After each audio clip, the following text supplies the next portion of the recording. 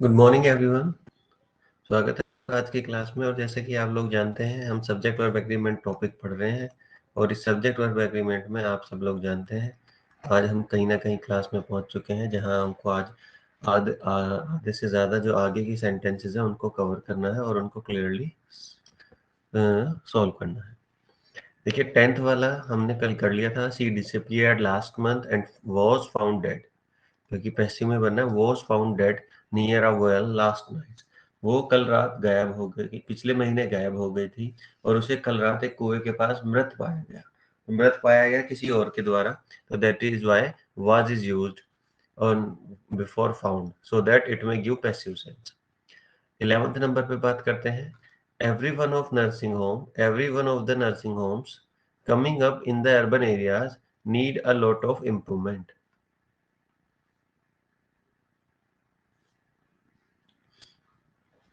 अब देखिए, बिल्कुल सिंपल बात है, मैं आपको बताऊं। Every one of the nursing homes, जो भी प्रत्येक nursing home coming up in the urban areas, शहरी क्षेत्रों में जो भी नर्सिंग होम आ रहा है या बन रहा है। कमिंग अप लिखा हुआ है, आप इसे आ रहा की सेंस में ले लीजिए, या जो बन रहा है या जो नया खुल रहा है। Every one of the nursing home every one of the nursing homes coming up in the urban areas. तो नर्सिंग होम्स जो कहीं ना कहीं अर्बन एरियाज में बन रहे हैं, need a lot of improvement, उनमें बहुत ज्यादा सुधार की जरूरत है। Need a lot of improvement, उनमें सुधार की बहुत ज्यादा जरूरत है। अब देखिए, अगर ये इसमें सिर्फ द नर्सिंग होम्स कहता, क्या कहता, सिर्फ नर्सिंग होम्स, एवरीवन नहीं देता, ये सिर्फ देता नर्सिंग होम्स, तो ये कहते हैं माय डियर, नर्सिंग होम्स क्या है, प्लूरल। अगर ये प्लूरल है तो इसके साथ जो वर्ब आएगी वो प्लूरल आएगी। तो आपने देखा नीड लिखा हुआ है, इसमें वर्ब क्या है, नीड। वर्ब क्या है, नीड। ये प्लूरल आएगी, तो ये नीड लिखी हुई है, ये बिल्कुल करेक्ट है। लेकिन अगर आपको ध्यान हो तो मैंने आपको बताया था any of, every one of, every of, each of, one of, ये सारे वो शब्द थे जिनके बाद नाउन और प्रोनाउन तो किस में आएगा, प्लूरल में। वर्ब जो है वो किस में आएगी माय डियर, सिंगुलर में। और पॉजेसिव एडजेक्टिव भी है माय डियर, वो कैसे आएगा, सिंगुलर में। ये आपको पता है। तो एवरी वन ऑफ की वजह से आपको पता लग गया कि अब ये बात तो सारे नर्सिंग होम्स की कर रहा है, लेकिन ये कैसे कह रहा है, उन्हें डिस्ट्रीब्यूट करके कह रहा है कि every one of the nursing home, प्रत्येक नर्सिंग होम। प्रत्येक का मतलब है एक एक नर्सिंग होम, प्रत्येक का मतलब है एक एक नर्सिंग होम जो अर्बन एरिया में आ रहा है, उसे बहुत सारे इंप्रूवमेंट की जरूरत है। तो my dear, every one of की वजह से जो वर्ब है वो सिंगुलर रहेगी, तो नीड नहीं आएगा माय डियर, वर्ब में आएगा नीड्स। तो needs a lot of improvement, सिर्फ किस वजह से, सिर्फ एवरी वन ऑफ की वजह से। यदि इस सेंटेंस में से एवरी वन ऑफ हटा दूं तो ये सेंटेंस पूरा करेक्ट है, लेकिन एवरी वन ऑफ नहीं हटाना है। आप कहेंगे क्यों नहीं हटाना है, क्योंकि माय डियर वो कहना ही ये चाहता है एक एक नर्सिंग होम जो आ रहा है, उसकी बात का वजन ही तब है जब वो कहे एक एक नर्सिंग होम। एक तो आप नॉर्मल बात कर रहे हैं, सारे नर्सिंग होम एक जैसे होते हैं, उनमें सब में ये है, नुकसान है, फलाना है। जबकि एवरी वन ऑफ लगते ही का मतलब क्या हो गया, प्रत्येक, यानी कि एक एक, प्रत्येक। तो एक एक लगने की सेंस से हो जाता है भाई, एक एक नर्सिंग होम जो आ रहा है उसमें क्या होता है, बात में वजन आ जाता है। एक एक नर्सिंग होम जो अर्बन एरियाज में आ रहा है उसमें बहुत ज्यादा कहीं ना कहीं किसकी इम्प्रूवमेंट की आवश्यकता है, तो नीड की जगह हो जाएगा नीड्स। 12 देखिए। No one in this world can be able to work continuously for 10 hours, can be able to work for 10 hours, 10 years, continuously for 10 years। इस दुनिया में कोई भी ऐसा व्यक्ति नहीं है जो 10 साल तक लगातार काम कर सकता है। ठीक है, 10 साल तो बहुत दूर की बात है, 24 घंटे भी लगातार काम नहीं कर सकता, बट चलो।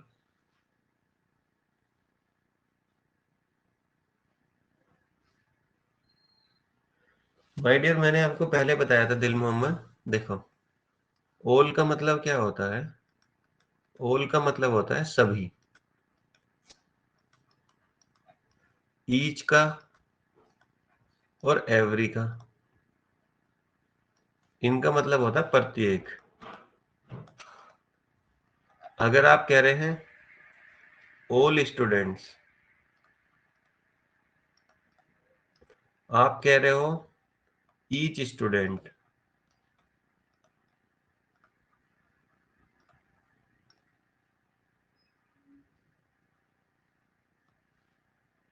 आप कह रहे हो एवरी स्टूडेंट,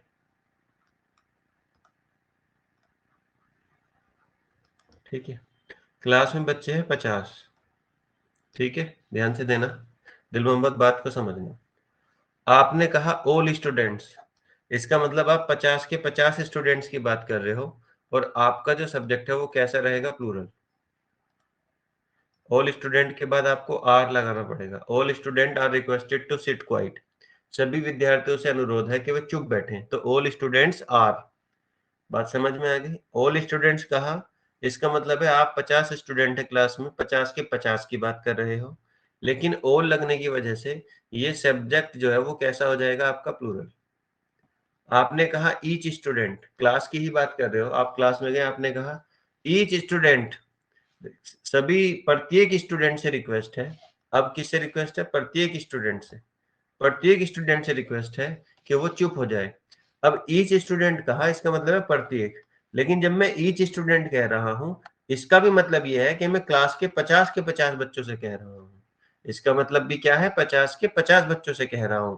बस फर्क इतना है, जब मैं ऑल से बोल रहा था तो मैंने कहा सभी से रिक्वेस्ट है, तो वो प्लूरल सेंस आ जाती है। जब मैं बोलता हूं ईच स्टूडेंट, भाई एक एक बच्चा चुप रहेगा, आपने कहा एक एक बच्चा चुप रहेगा, तो देखिए कहा तो मैंने चुप रहने को 50 के 50 से, लेकिन मैंने बात को डिस्ट्रीब्यूट करके बोला, सभी ना बोल के मैंने बोला भाई एक एक बच्चा चुप रहे, क्लास का एक एक बच्चा चुप रहे। तो इस प्रत्येक यानी कि एक एक की सेंस में ये ईच स्टूडेंट सिंगुलर हो जाता है, सब्जेक्ट क्या हो जाता है, सिंगुलर। बात लेकिन अभी भी 50 स्टूडेंट्स की हो रही है, तो ईच स्टूडेंट इज आ जाएगा इसके बाद, सेम कंडीशन एवरी के साथ है, ठीक है। Got my point Dil Mohammad? Do you get my point? Yes, okay. अब देखिए, no one in this world can be able to work continuously for 10 hours. देखिए इसमें सब्जेक्ट वर्ब एग्रीमेंट की गलती नहीं है, इसमें बेसिक गलती है, वो मैं आपको बता देता हूँ, ये आपने पढ़ी नहीं है। देखिए कैन जो होता है ना, कैन, वो इज इक्वल टू होता है बी एबल टू के। किसके होता है? बी एबल टू के, यानी कि बी एबल टू का जो मीनिंग है वही कैन का मीनिंग है, दोनों का सेम मीनिंग होता है। अब जब दोनों का सेम मीनिंग है, तो एक ही सेंटेंस में दोनों नहीं आ सकते, या तो कैन आएगा या बी एबल टू आएगा। बात समझ में आ गई? तो दोनों में से कोई भी एक चीज आएगी, दोनों चीज नहीं आएगी, क्योंकि कैन का मतलब ही क्या है, बी एबल टू। तो ये कहते हैं, इसमें जब कैन आ गया तो बी एबल टू लगाने की जरूरत नहीं, बस ये बी एबल टू हटेगा इसमें ये वर्ब की ये गलती है। मैंने कहा कैन जो है वो बी एबल टू के बराबर होता है, तो जब कैन आ गया तो बी एबल टू लाने की कोई आवश्यकता नहीं, उसको हटा दीजिए।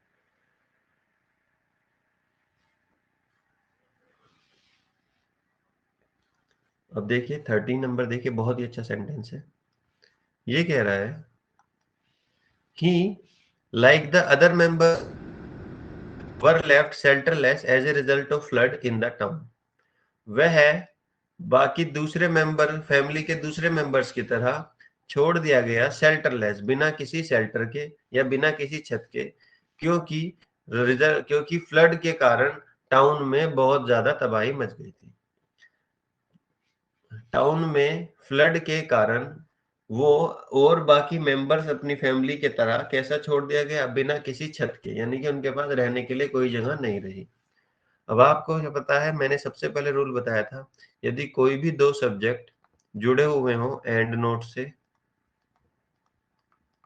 लाइक से, अनलाइक से, एज वेल एज से,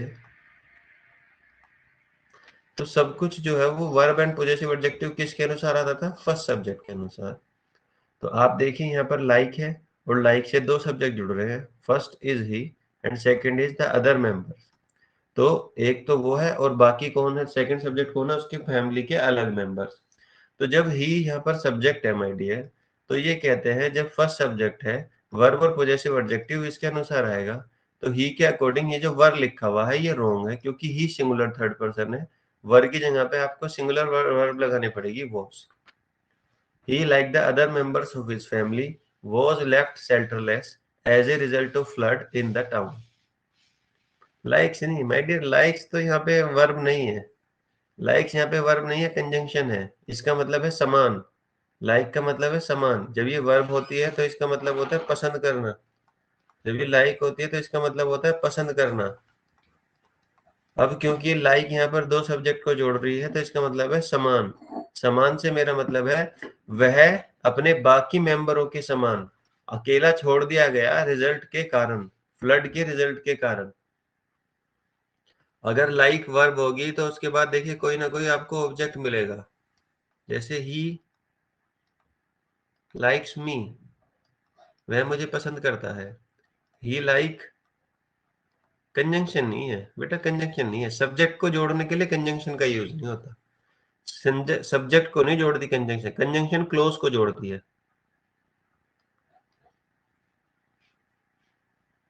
ही लाइक टोमेटो, उसको टोमेटो पसंद है। ही लाइक टोमेटो।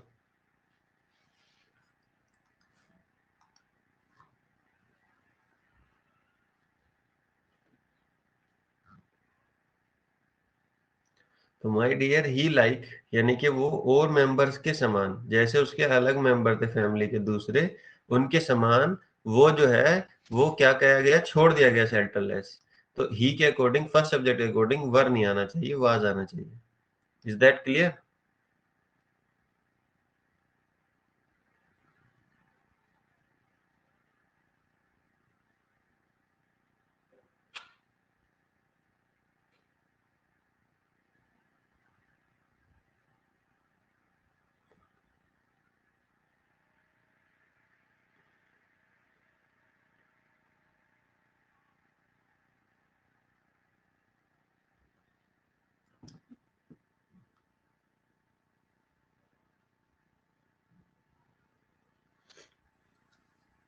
बट लाइक क्या है यहाँ पर?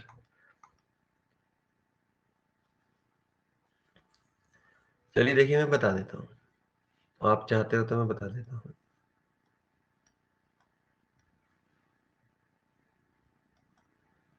लाइक यहाँ पर कंजंक्शन ही है। कंजंक्शन तीन तरीके से यूज होती है।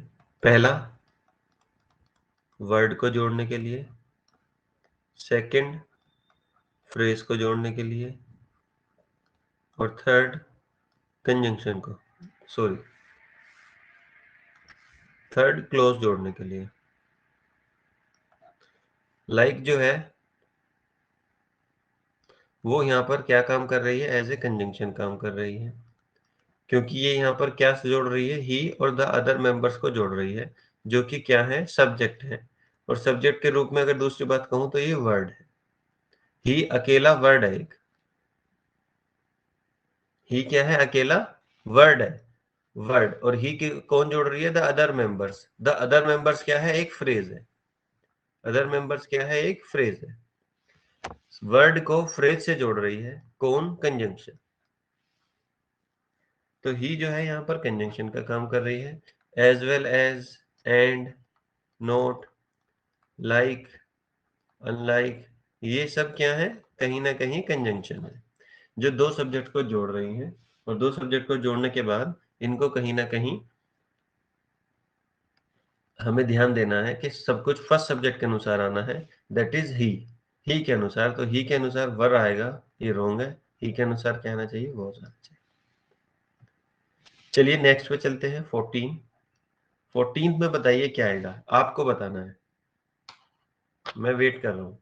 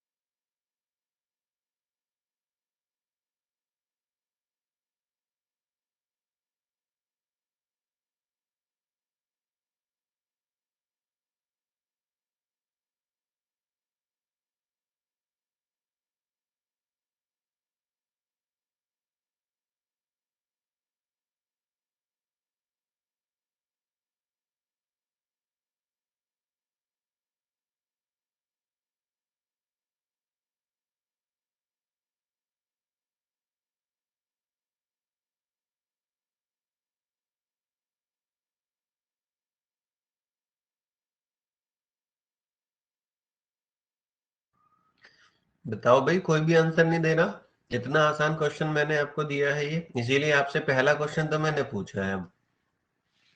और वो भी इसलिए क्योंकि ये सबसे आसान क्वेश्चन है इस चैप्टर का। कुछ भी नहीं करना है इसमें।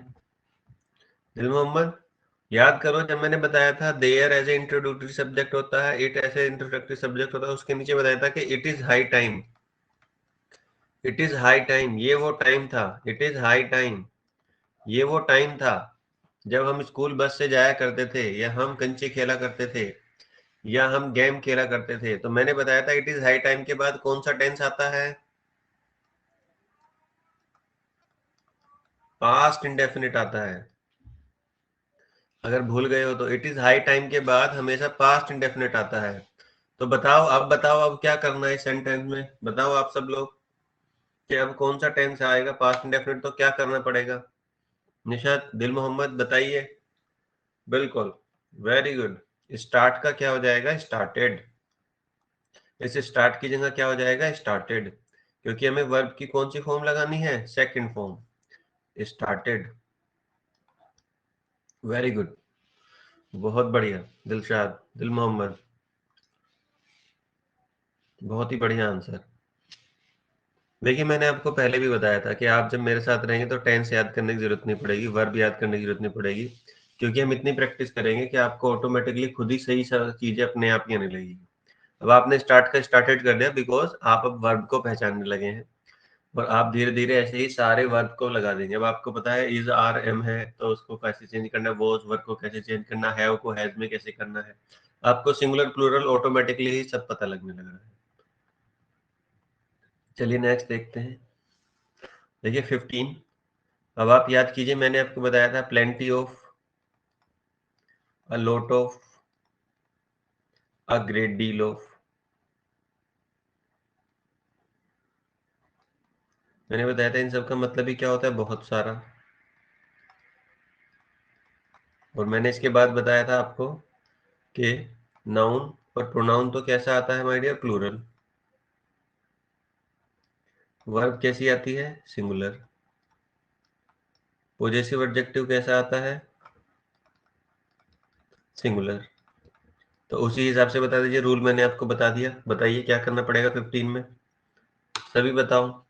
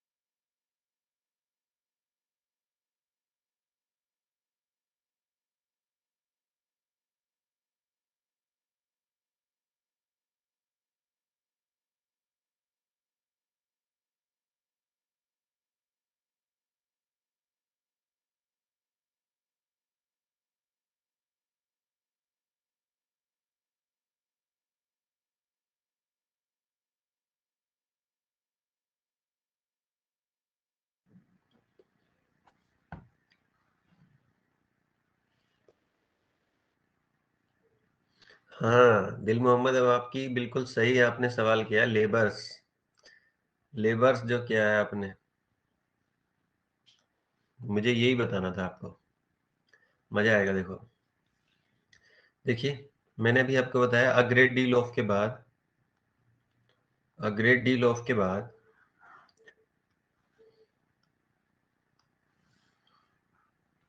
मैं दोबारा बता देता हूँ। अ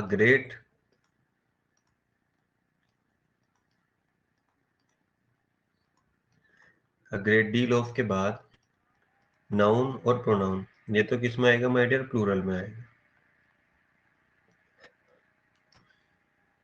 ठीक है। वर्ब जो है वो सिंगुलर में आएगी। पॉजेसिव एडजेक्टिव है वो भी किस में आएगा? सिंगुलर में आएगा। अब आप कहोगे sir a great deal of है, ठीक है, वर्ब सिंगुलर आनी चाहिए, तो अ ग्रेट डील ऑफ लेबर, इसके बाद आर लिखा हुआ है तो ये रॉन्ग है। सबसे पहले तो ये इज हो जाएगा। आपने कहा ठीक है जी, कोई दिक्कत नहीं है, कोई ऐसी बात नहीं है। अ ग्रेट डील ऑफ हो गया तो आर का क्या हो गया? इज हो गया। इस आर का क्या हो गया माय डियर? इज हो गया। इतनी बात तो समझ आ गई। अब आप कह रहे हो sir a great deal of के बाद नाउन प्रोनाउन किस में आना चाहिए? प्लूरल में आना चाहिए, लेकिन यहाँ तो लेबर लिखा हुआ है। यहाँ तो क्या लिखा हुआ है? लेबर लिखा हुआ है। ये तो सिंगुलर है सर, लेबर का लेबर्स भी होना चाहिए। बिल्कुल, आपकी बात बिल्कुल सही है, आपकी बात बिल्कुल सही है। अब मैं आपको अंतर बता देता हूँ। देखिए, लेबर, एक तो होता है लेबर, इसके दो मतलब होते हैं। एक तो मतलब होता है इसका श्रम, और एक मतलब होता है इसका श्रमिक। ठीक है। जब लेबर का मतलब श्रमिक होगा तो इसका प्लूरल क्या हो जाएगा माय डियर? इसका प्लूरल हो जाएगा लेबर्स। अब लेबर है तो माय डियर ये डेफिनेटली नाउन होगा। डेफिनेटली क्या होगा? नाउन होगा। और जब ये नाउन है तो नाउन की दो क्वालिटी होती है, एक होती है काउंटेबल, एक होती है अनकाउंटेबल।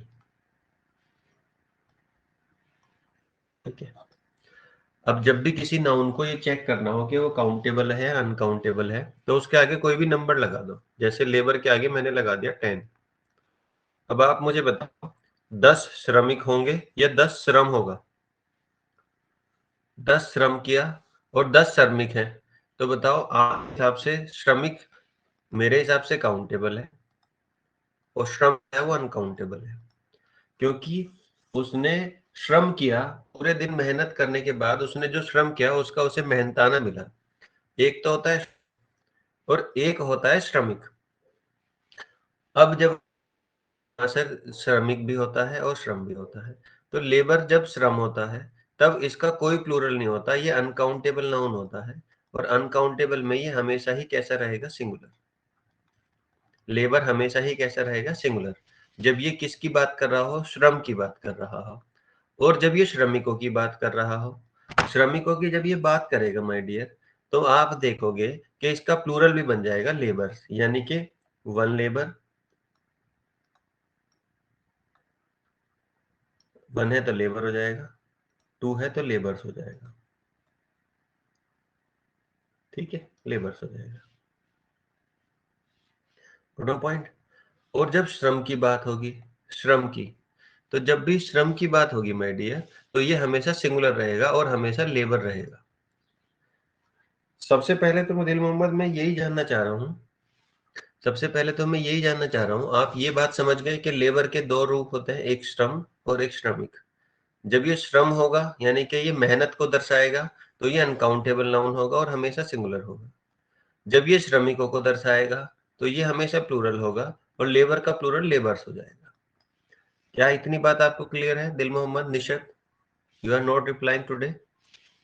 मुझे तो ऐसा लग रहा है निशत ऑनलाइन लगा के फोन को चली जाती है और फिर हम बोलते रहते हैं इधर, वो कोई ध्यान नहीं देती, या वो ऐसी जगह बैठी है जहां वो टाइप नहीं कर सकते। ये क्लियर है? ओके। अब मैं आपको दूसरी बात बताता हूँ। देखिए, अब आप ना, जब मैं जहां मैंने आपको सब्जेक्ट वर्ब एग्रीमेंट के रूल बताए हैं, वहीं पर जहां पर a lot of, a great deal of ये लिखा हुआ है, तो आप ध्यान से देखना, अ ग्रेट डील के आगे मैंने लिखा है ये थिंग्स के लिए यूज होता है। ये किसके लिए यूज होता है? थिंग्स के लिए। और a lot of, a great deal of, a lot of और प्लेंटी ऑफ, ये जनरली यूज होता है पीपल के लिए। आपको वहां पता लगेगा। ठीक है। अ ग्रेट डील ऑफ किसके लिए यूज होता है? थिंग्स के लिए। ह्यूमंस के लिए यूज नहीं होता, थिंग्स के लिए, चीजों के लिए यूज होता है। तो चीजों के लिए जब यूज होता है, ह्यूमन के लिए यूज नहीं होता, तो पहली कंडीशन तो यही है कि ये लेबर जो है श्रम है, ना कि श्रमिक, क्योंकि ये किसी चीज के लिए होता है, पीपल्स के लिए नहीं।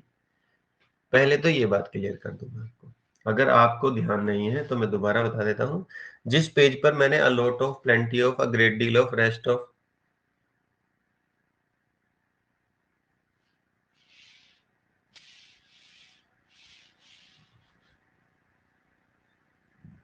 हाँ कोई बात नहीं, जिसको जो टेंशन है, टेंशन तो सबको कोई ना कोई टेंशन है ही।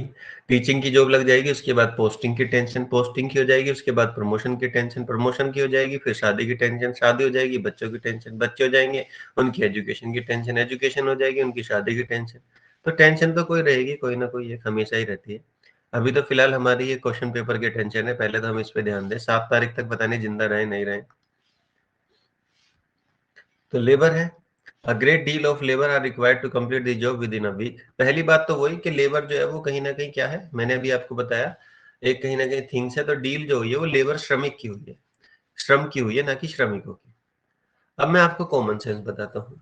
कॉमन सेंस ये है कि किसी भी काम को कंप्लीट करने के लिए श्रमिक की जरूरत तो होती है, लेकिन वो काम कभी भी श्रमिक से कंप्लीट नहीं होता, ये बात ध्यान रखना। कोई भी काम श्रमिक से कंप्लीट नहीं होता। काम कंप्लीट होता है श्रमिक के द्वारा किए गए श्रम से। अगर मैं आपको एक श्रमिक लाके दे दूं, क्या लाके दे दूं? एक श्रमिक लाके दे दूं, और उस श्रमिक के दोनों हाथ और दोनों पैर नहीं हो, लेकिन वो श्रम करने को तैयार है, तो मेरे हिसाब से उसका श्रम जो आएगा वो लगभग शून्य आएगा। वो कोई भी श्रम कर नहीं पाएगा, बशर्ते कि वो श्रमिक है। या मैं आपको श्रमिक ला के दे दूं जिसका काम करने का कोई मन नहीं है, वो श्रमिक तो है लेकिन काम पे आके उसने कोई काम नहीं किया, यानी कि उसने कोई भी श्रम नहीं किया, तो उस काम में कोई भी वैल्यू नहीं बढ़ेगी, वो काम शून्य पे ही पड़ा रहेगा। तो माय डियर, श्रमिक को श्रमिक से कार्य नहीं होता, कार्य होता है उनके द्वारा किए गए श्रम से। तो श्रम से ही वो काम एक हफ्ते में निपट सकता है, श्रमिकों से नहीं।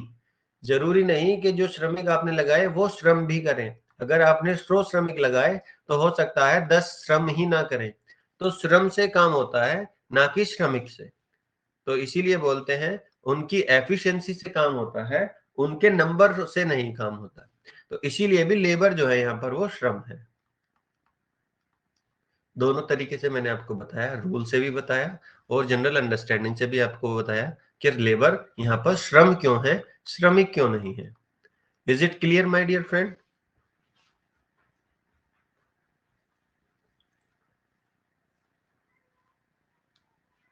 बिल्कुल। 16th है, आपने पता ही है, द नंबर ऑफ लिखा हुआ है। द नंबर ऑफ के बाद जो वर्ब है वो किस में आती है माय डियर? सिंगुलर में आती है। और सिंगुलर के अकॉर्डिंग वर्ब का क्या हो जाएगा? वाज हो जाएगा। The number of pupils. Pupils आपको अगर नहीं पता है तो एक तो होता है पीपल, जिसका मतलब होता है लोग। एक होता है पीपल्स, इसका मतलब होता है वो लोग जो किसी एक जगह पर रहते हैं, जैसे European, Asian, Asian people, European people, French peoples, वो वाले पीपल्स। ये जो है प्यूपिल, इसका मतलब होता है शिष्य या स्टूडेंट। शिष्य, इस पीपल्स का मतलब होता है शिष्य, या दूसरे शब्दों में कहूं तो स्टूडेंट। तो हमें उससे कुछ नहीं लेना। तो नंबर ऑफ पीपल, बहुत सारे स्टूडेंट, इतने जो स्टूडेंट अप्लाई कर रहे हैं वो इतने ज्यादा हैं कि कॉलेज को एप्लीकेशन फॉर्म बांटने बंद करने पड़े। तो ये आपने देखा।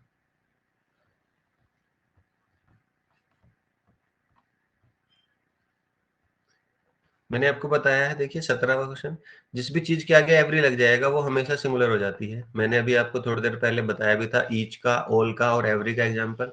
जिसके आगे भी एवरी लग जाएगा वो मतलब सिंगुलर सब्जेक्ट हो जाता है। तो एवरी मैन, वुमेन, चाइल्ड, इसका मतलब है एवरी मैन तो एवरी वुमेन, एवरी चाइल्ड, ये सब सिंगुलर है। जब ये सिंगुलर हो गए तो आर रॉन्ग है, इसकी जगह पे क्या आना चढ़ेगा? ये आर रॉन्ग है, इसकी जगह पे आएगा इज। इसकी जगह पे क्या आएगा, इज, क्योंकि सब कुछ किस में हो गया, सिंगुलर में हो चुका है। द नंबर ऑफ वो तो एक्सप्रेशन बताया ना मैंने आपको, द नंबर ऑफ और आ नंबर ऑफ, ये दो एक्सप्रेशन पढ़ाई है मैंने आपको आपके सब्जेक्ट वर्ब एग्रीमेंट में, कि द नंबर ऑफ है इसके आगे आएगा वर्ब सिंगुलर, और आ नंबर ऑफ के बाद वर्ब आएगी प्लूरल, ये मैंने आपको पढ़ाया है। दा लगने से सिंगुलर नहीं हुआ, वो पूरी एक्सप्रेशन ही ऐसी है, द नंबर ऑफ, दा से नहीं, द नंबर ऑफ की वजह से। तो every man women and child, are की जगह क्या हो जाएगा, इज हो जाएगा, क्योंकि एवरी सब चीजों को क्या कर देता है, सिंगुलर लगा देता है। तो प्रत्येक मैन, प्रत्येक वुमेन और प्रत्येक बच्चा अब अवेयर है खतरनाक परिणामों के, किसके, हैबिट की, स्मोकिंग की हैबिट के, स्मोकिंग की हैबिट के जो दुष्परिणाम है, उनसे अब प्रत्येक बच्चा, औरत और कहीं ना कहीं आदमी अब कहीं ना कहीं अवेयर है। 18वां बताइए, चलिए आप बताइए दिल मोहम्मद, 18th में क्या करेंगे। दो सब्जेक्ट है जो नॉट ओनली और बट आल्सो से जुड़े हुए हैं।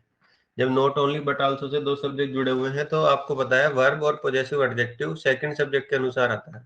तो बताइए क्या करना पड़ेगा इसमें। आसान है, जल्दी बताइए, आधे से सारे तो मैंने ही करा दिया आपको।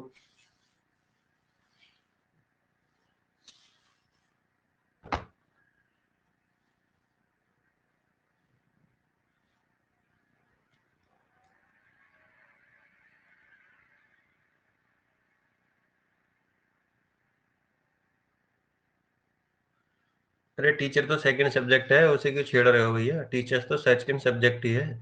Not only the principal first subject है, but also the teachers, teachers तो सेकंड सब्जेक्ट है ना। सब्जेक्ट को थोड़ी चेंज करोगे, सब्जेक्ट के अनुसार चेंज करोगे। और सब्जेक्ट के अनुसार जो वर्ब है वो, टीचर्स कितने हैं, बहुत सारे, यानी कि प्लूरल है। और टीचर जब बहुत सारे हैं तो उसके अकॉर्डिंग वर्ब कैसे आनी चाहिए, प्लूरल। तो सीम्स जो है रॉन्ग हो जाएगा, इसकी जगह पे सीम आएगा सिर्फ, उसमें से ऐसा हट जाएगा, प्लूरल वर्ब लगेगी। बिल्कुल।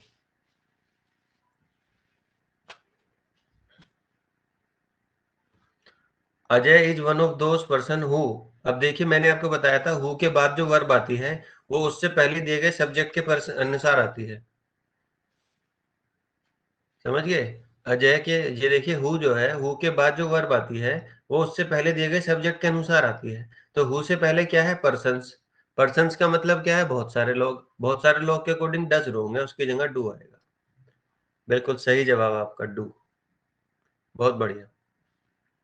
20th, देखिए 20th सेंटेंस में आपको मैं बता दूं, स्विफ्ट ग्लीवर्स ट्रेवल्स, ये स्विफ्ट गुलिवर ट्रेवल्स, ये एक बुक का नाम है। गुलिवर की विचित्र यात्राएं, ये एक बुक का नाम है। बुक का नाम है तो ये कैसी चीज होगी भाई, सिंगुलर। जैसे आप देखेंगे सबसे पहले एक सेंटेंस है द अरेबियन नाइट्स, ये क्या थी, बुक का नाम था। तो बुक का नाम होने की वजह से आपने हैव का क्या कर दिया था, हैज कर दिया था, क्योंकि ये सिंगुलर चीज है, बुक का नाम है। ऐसे स्विफ्ट गुलिवर्स ट्रेवल्स भी क्या है, बुक है, सिंगुलर नाउन है। सिंगुलर के अकॉर्डिंग यहाँ भी हैव का क्या करना पड़ेगा, हैज करना पड़ेगा। बीन भी, बिल्कुल। स्विफ्ट गुलिवर्स ट्रेवल्स मेरे द्वारा बहुत बार पढ़ी गई है। स्विफ्ट गुलिवर्स ट्रेवल मेरे द्वारा बहुत बार पढ़ी गई है। तो इसमें कोई डाउट है आपको, दिल मोहम्मद, फातिमा, कोई डाउट आपको इस पूरे 20 चैप्टर्स के, 20 क्वेश्चंस के, कोई भी डाउट हो आपको। हाँ बताइए बताइए, कोई बात नहीं, मैं सुन रहा हूँ। बताइए क्या डाउट है आपका, कौन से क्वेश्चन में है, या कोई अलग से डाउट है, बताइए।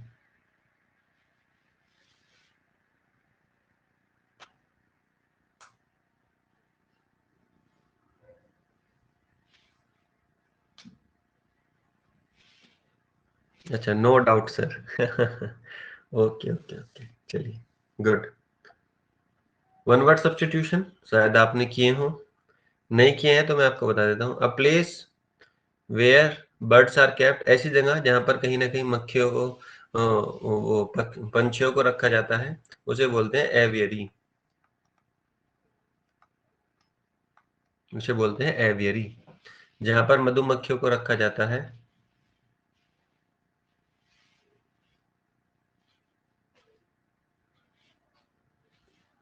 थैंक यू दिल मोहम्मद अंसारी। आपको अगर इस तरीके से कभी पढ़ने का मौका नहीं मिला है तो अभी तो आगे आगे आप पढ़ेंगे आपको और ज्यादा क्लैरिटी आएगी। मैं ऑपरेशन करके नहीं पढ़ा रहा, मैं आपको बिल्कुल आपकी अंडरस्टैंडिंग बिल्ड करना चाह रहा हूँ, मैं आपको रटा नहीं रहा हूँ कोई भी चीज। ठीक है, आपको मैं बता रहा हूँ कि किसकी वजह से क्या चीज होती है, और पढ़ने का यही एक असली मकसद होता है, ये सिर्फ सब्जेक्ट की बात नहीं है। If anything happening in your life and that is wrong, you must know what is the reason that happening wrong with you. जैसे सेंटेंस में आप कहते हो कि देयर के बाद जो लिव है वो इसलिए आया क्योंकि वन मैन है तो लिव का लिव्स करना पड़ा। तो आपने जो गलती थी उस गलती का रीजन ढूंढा और उस गलती के रीजन की वजह से अपनी गलती को ठीक किया। तो यही चीज आप लाइफ में भी कर सकते हो। मुझे नहीं पता आप मेरी बात समझ पा रहे हो या नहीं।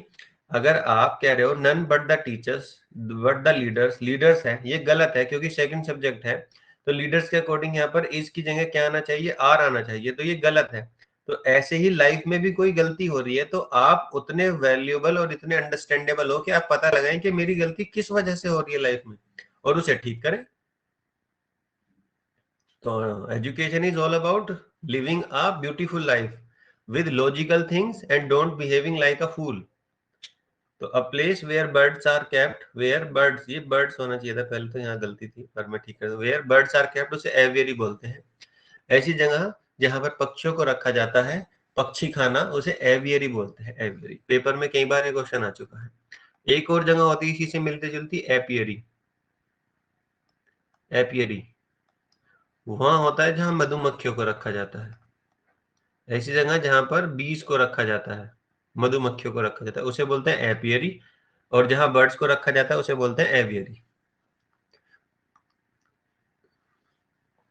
डेड बॉडीज आर ब्यूरीड, जहां पर कहीं ना कहीं डेड बॉडीज को दबाया जाता है। तो देखिए इसमें दो ऑप्शन हो सकते हैं, एक तो होता है ग्रेवयार्ड, एक होता है चर्चयार्ड। मुस्लिम लोग जो हैं वो ग्रेवयार्ड में जाते हैं, क्रिश्चियन लोग जो हैं वो चर्चयार्ड में जाते हैं। लेकिन एक ही चीज के दो ऑप्शन कैसे हो सकते हैं, क्योंकि यहाँ पे ग्रेवयार्ड है, यहाँ पर चर्चयार्ड है। चर्चयार्ड में भी लोग दबाए बॉडी दबाई जाती है, ग्रेवयार्ड में भी दबाई जाती है। अब मैं चर्चयार्ड लिख के आऊंगा, आप ग्रेवयार्ड लिख के आओगे, तो दोनों के आंसर तो सही हो नहीं सकते। तो सही आंसर क्या होना चाहिए?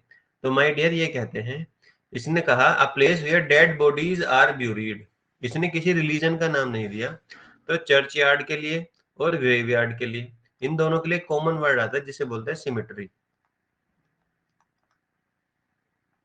क्या बोलते हैं? सिमिट्री। सिमिट्री को बोलते हैं सिर्फ कब्रिस्तान। ठीक है, सिमेट्री का मतलब है वो जगह जहां पर बॉडीज को दबाया जाता है। आप कहोगे तो फिर चर्च यार्ड और ग्रेवयार्ड का भी यूज करना है, जब यहाँ पर रिलीजन का नाम दिया गया। A place where Muslim dead bodies are buried, Muslim dead bodies आ गया तो ग्रेवयार्ड लिखेंगे, क्रिश्चियन डेड बॉडीज आ गया तो चर्च यार्ड लिखेंगे। और यदि रिलीजन का नाम नहीं लिखा है तो आपको लिखना है सिमेट्री। क्या लिखना है? सिमेट्री। सिमेट्री वो जगह होती है जहां पर मुर्दों को दबाया जाता है। सिमेट्री वो जगह होती है जहां मुर्दों को दबाया जाता है। A place where dead bodies, a place where dead bodies kept for identification, वो जगह जहां पर डेड बॉडीज को कहीं ना कहीं किसके लिए रखा जाता है? पहचान के लिए।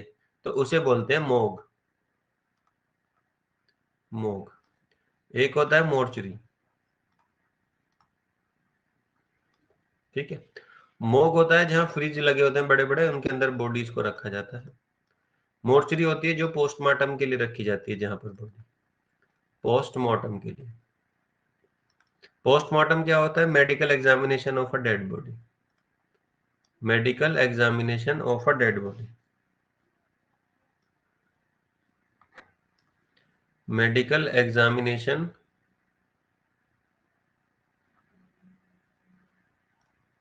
मेडिकल एग्जामिनेशन होता है डेड बॉडी का। सबसे पहले बॉडी जाती है, वो कहाँ पहुंचती है? मोर्चरी में पहुंचती है।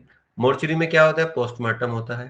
पोस्टमार्टम में क्या होता है? मेडिकल एग्जाम होता है बॉडी का। मेडिकल एग्जामिनेशन के बॉडी को कहाँ रखा जाता है? मोग में रखा जाता है। मोग क्या होता है? वो जहां पर उन्हें फ्रीजर किया जाता है। मोग के बाद चीजों को कहाँ ले जाया जाता है? वहां जहां उनको डेड बॉडीज को या तो जलाया जाएगा या दफनाया जाएगा। ठीक है, अंतर समझ गए?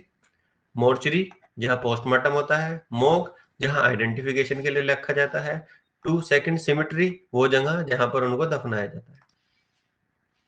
अ place where coins are made, तो हिंदी में बोलते हैं टकसाल, हिंदी में बोलते हैं टकसाल, और इंग्लिश में बोलते हैं मिंट।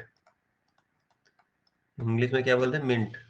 यानी कि वो जगह जहां पर कोइंस बनाए जाते हैं उसे क्या बोला जाता है? मिंट, और हिंदी में बोलते हैं उसे टकसाल। रेजिडेंस फॉर नन, ऐसी जगह जहां पर नन्स रहती हैं, तो उसको आपको बताइए, आपके आसपास भी स्कूल होंगे जो नन चलाती हैं, जिसे बोलते हैं कॉन्वेंट। कॉन्वेंट वो जगह होती है जहां पर नन्स रहती हैं, ठीक है। ऐसे ही नन्स की जगह पर अपने रेजिडेंस फॉर मोंक्स, जहां पर मोंक रहते हैं उसे क्या बोलते हैं? मोनेस्ट्री। मोनेस्ट्री। तो नन्स रहती हैं जहां पर उसे बोलते हैं कॉन्वेंट, और जहां पे साधु रहते हैं उसे बोलते हैं मोनेस्ट्री। तो होपफुली आपको ये समझ आया होगा। ये पेपर्स में आने वाले वन वर्ड है, कहीं ना कहीं आपको भी टक अच्छे वर्ड है। आपको ये पढ़ते रहने चाहिए, वन वर्ड्स वगैरह किसी भी बुक से याद, उससे आपकी भाषा बहुत अच्छी होती है, बहुत स्ट्रांग होती है।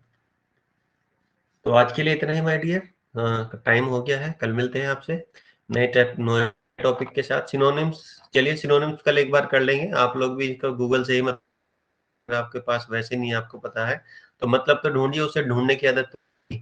आपसे पूछूंगा मैं पांचों, आपको कल ऑप्शन दूंगा, अगर आप नहीं कर पाए तो फिर मैं नहीं कराऊंगा इनको, फिर आप अपनी तरफ से कोई इनपुट नहीं डाल रहे, इसका मतलब आप नहीं करना चाहते इनको। तो थैंक यू माय डियर, मिलते हैं कल की क्लास में। Thank you so much, have a good day.